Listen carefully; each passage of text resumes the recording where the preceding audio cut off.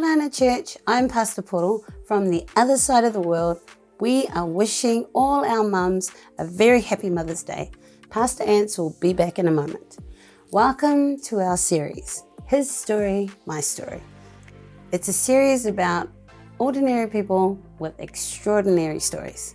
This week on His Story, My Story, we have a powerful testimony by an amazing couple that serve in our church, Matt and Michelle Foster. So here is the Foster's story. Oh, hi there, my name is Matt. And I'm Michelle. And this is our story. The biggest change for me came when I was 17. I was at Hot Water Beach over on the east coast of New Zealand, and I got involved with a group called Christian Surfers. Just a bunch of guys that decided to run a contest, pay you $5. And so I said to the guys, can I pay my $5 and enter? And they said, sure, come along. And there was something going on in these guys' lives that was attractive, and it seems like they were having a whole lot of fun without alcohol, without the drugs, without all the partying. They just had a whole lot of fun, a whole lot of laughs, and it was hugely attractive. And so I paid my $5, entered the surf contest, didn't do very well. But one of the guys said to me, hey, do you want to become a Christian? And I didn't really understand, and I wasn't quite ready to commit my life, but he said, do you want to come and catch up with me later? I biked over to his house, and he explained to me what it means to be a Christian. And I just remember just crying and crying and crying, because when I was very young, my parents split up and I didn't have a father in my life much. And he said to me, God will now be your father forever. And for me, that was just huge. Like, it really helped me to understand that I am loved, that God is a good God, He's a caring God, and that He can be my father, and He's still my father, and that's amazing. So I gave my heart to God at 17, really understanding a lot more about what it meant to be a Christian. And then from then on, I journeyed through with Christian surfers, learning to surf better, traveling New Zealand, and using my surfing for God. One of the key things there is I became National Director of Christian Surfers New Zealand for 5 years, and got to travel the world and be involved with many different cultures. Surfing was a great vessel to evangelize and outreach, and just basically sport in general was an extremely important part of my life, to learn how to evangelize through sport. From there, after Christian Surfers New Zealand for 5 years, I went back to teaching. At that stage, my first marriage broke down. I was really depressed, I was really sad, and I didn't understand it. I didn't understand what had gone on or what had gone wrong. But one thing I knew that was incredible for me was that God never let me down. God never left me. He was always there for me, and that's what kept me going through thick and thin. And one day I was at my school teaching, and I met an angel. And this is Michelle, my beautiful wife. Yep. And we've been married 8 years, and at that particular time, if you reverse right back, Shell just looked across at me and she said, are you okay? And I said, no, I'm not okay. And it was a genuine, are you okay? I wasn't looking for anything else. We'd actually worked together for 2 years at this stage and just worked side by side. We were just colleagues, and it just happened to be that one day where I just was like, I've been through it. This is our second marriage for both of us. My first marriage broke down as well. And I just recognized something, and I just genuinely said, are you okay? And Matt just, for whatever reason that day, said no, and shared his heart with me. And so I said, do you want to go for a coffee? And there's a lot of history from that point on. Yeah, which was, Shell's quite right, it was very genuine, very caring. And for me, that was what I needed right then and there, just someone to say, are you okay? Because I didn't have a Christian upbringing. I didn't go to church. My upbringing was, there was abuse in my background. There was Sunday school with my nana sometimes, and then would be on the maraes, and so I knew what praying was. I knew what saying Amene was. So I had touches of it, but the one thing that I knew, it's funny how this brings up stuff. The one thing that I knew through my whole life was that God was there. I didn't even know him. But, you know, now I've learned since becoming a Christian, in the Bible it says he knew me all along. He had a way bigger plan for my life than I could ever have imagined. So, you know, looking back on that, thinking, I always prayed.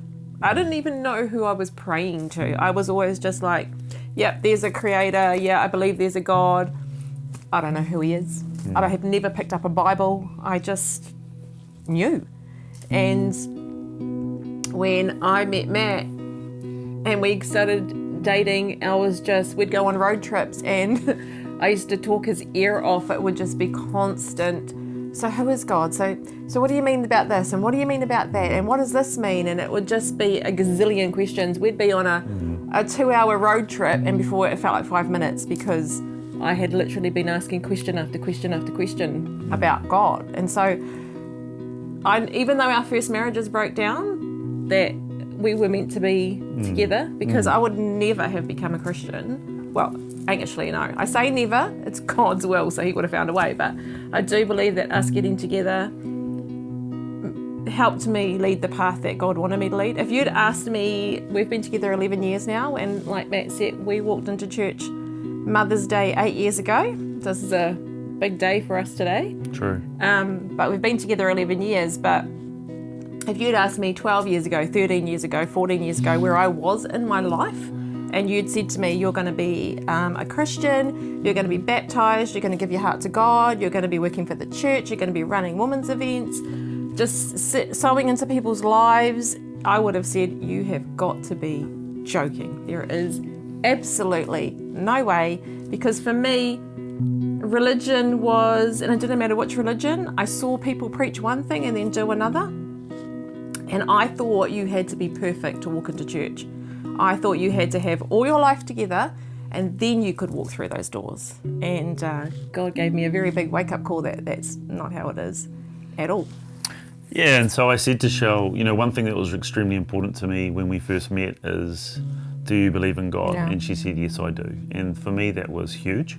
That was really, really important. I didn't want to rush into a relationship. I needed to re-find myself. I needed to discover myself in God again. But that was enough for us to start having some really cool conversations.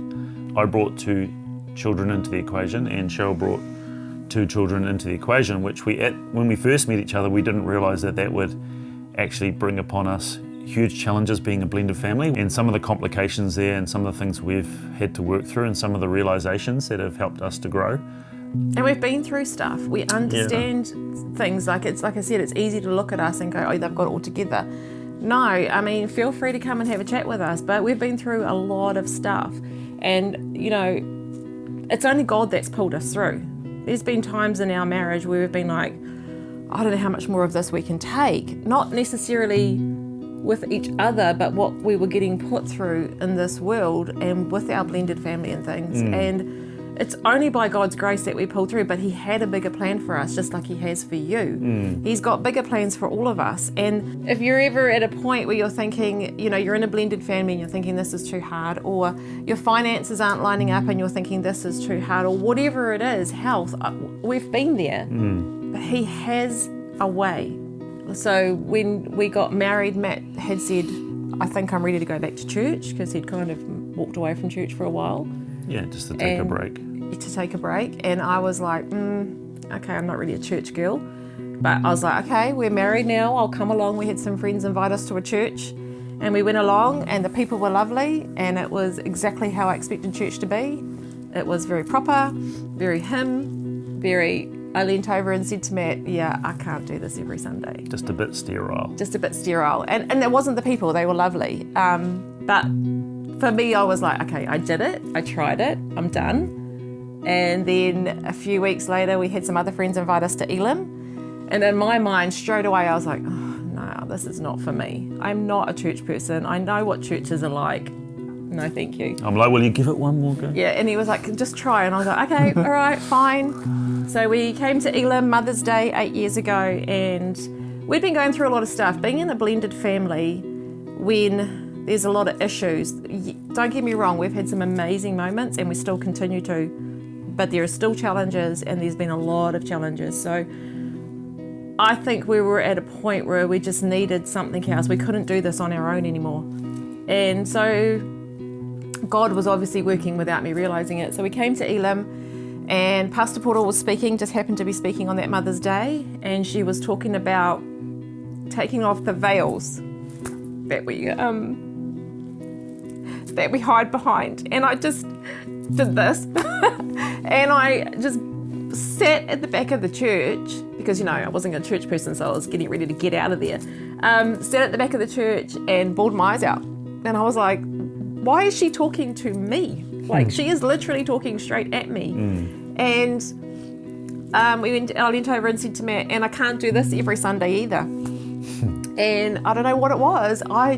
For me personally, I felt like we'd come home. There was just something about Elim. So then we ended up sitting out on the deck outside. We met Pastor Ant straight away, and the rest for that part is history, because we came home and it was beautiful. And then I, being not sure what God was about, I was like, okay, we'll go to church.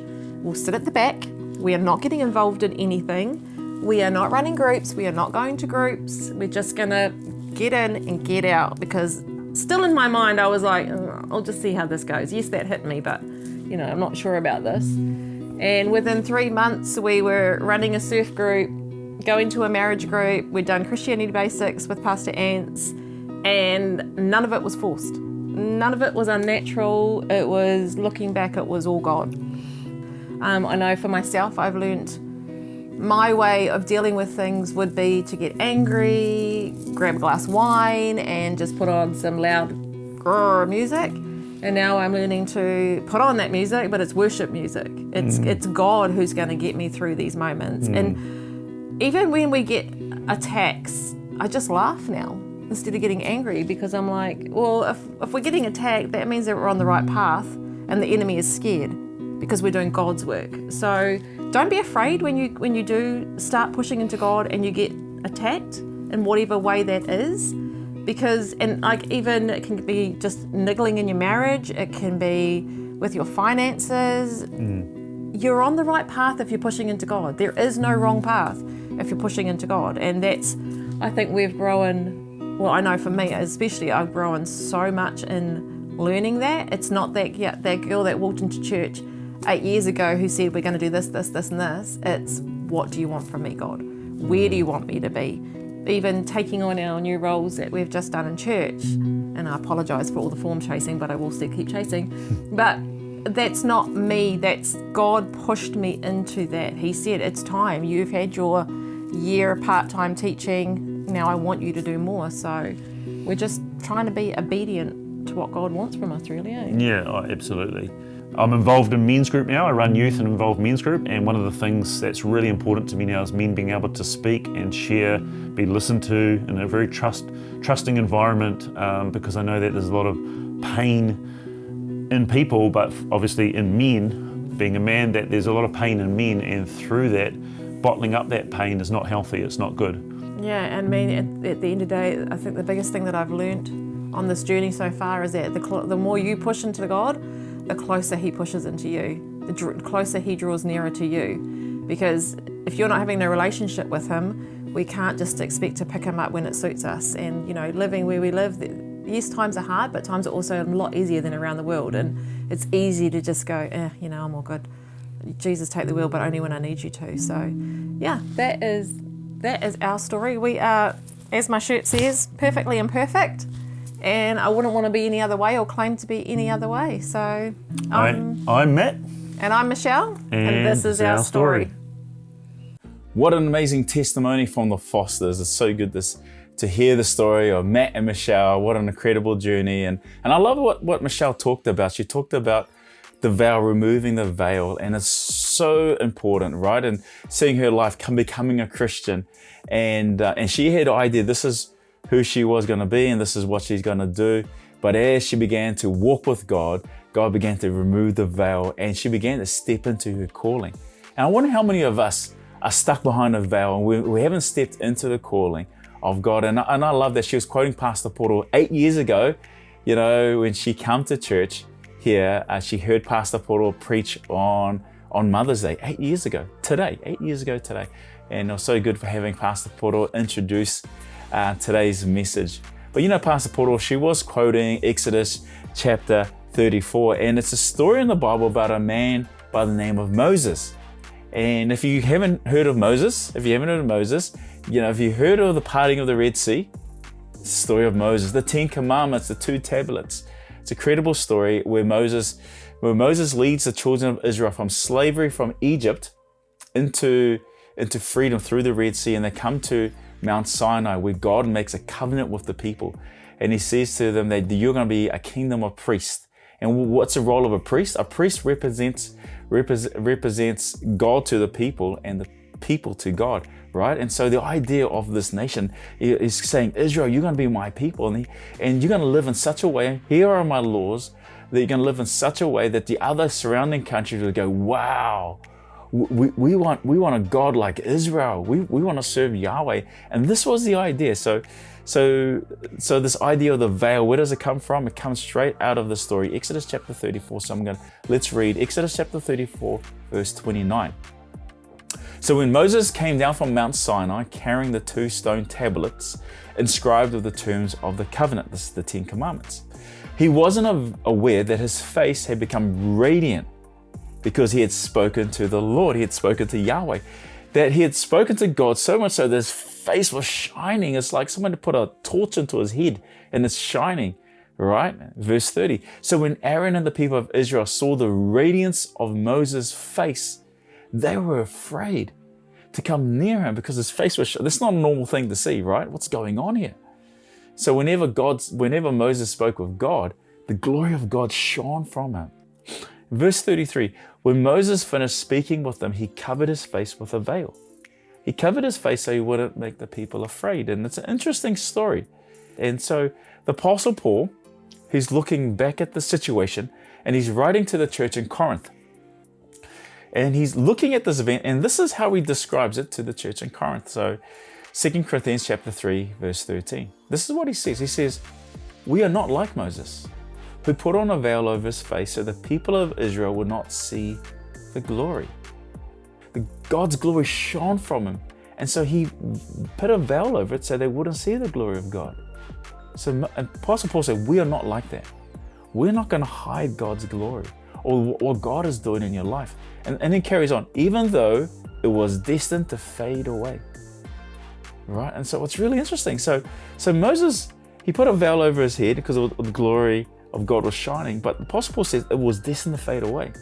So Moses had become so accustomed to wearing the veil, and what the Apostle Paul was suggesting is that he became so accustomed to wearing that he was afraid that the people would notice that the glory of God was leaving him, right? Because he had this image like, hey, I'm the leader and I've got to appear like this to them. And so to keep up images, he put a veil on. See, there's 2 things going on. He's hiding the glory of God from the people, and also he's afraid that it is leaving him. Let's carry on verse 14. But the people's mind were hardened. This is Apostle Paul. And to this day, whenever the old covenant is being read, the same veil covers their minds so they cannot understand the truth. And this veil can be removed only by believing in Christ. See, the law that was given to Israel was meant to bring freedom, was meant to inspire the other nations to go, wow, we want a God like yours. What an amazing God. But the people were so afraid. They were so afraid of messing up that the Lord, instead of giving them freedom, became like shackles to them, right? And they put a veil on, and instead of allowing the glory of God being seen by everyone, they just became imprisoned by that. And the Apostle Paul said, Christ has set you free. Don't be imprisoned by the law, but it's time for you to live the real you, to let the glory of God be seen by those around them. And you know what's really sad is that today we have this situation still around in our culture and in our society. We're afraid of messing up, that we've got it together. Our marriage is perfect, that our kids are perfect. Well, I've got the perfect job. I'm the perfect son. I'm the perfect daughter. And we put this veil on to pretend who we are. And here's the thing, we come from all walks of life, from different backgrounds, different situations, but somehow we kind of taught from an early age, especially here in New Zealand, right? Take a concrete pill. Yes, this has happened to you, but get over it. Build a bridge, and get over it. Move on. Just cope. Just learn to cope with it. And we don't actually deal with it. We don't actually learn from it. We even become ashamed of it, and we put a veil over it. And the older we get, we learn to wear this invisible veil around wherever we go. And this invisible veil, we're hiding the heartache. We're hiding the bullying that's going on. We're hiding the depression.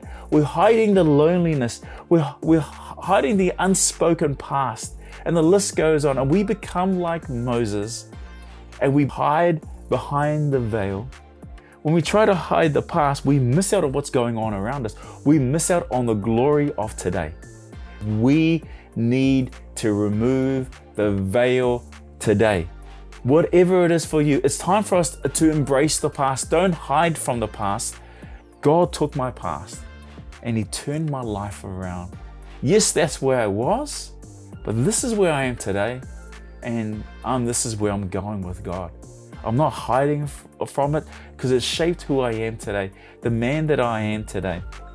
I mean, the strongest people that you know have been through some stuff. Because this is what we do when someone comes to you with a problem. This is what we say. We say, like, we put the veil on. We go, no, don't speak to me. You need to go and talk to the pastor. Talk to someone who knows, not me.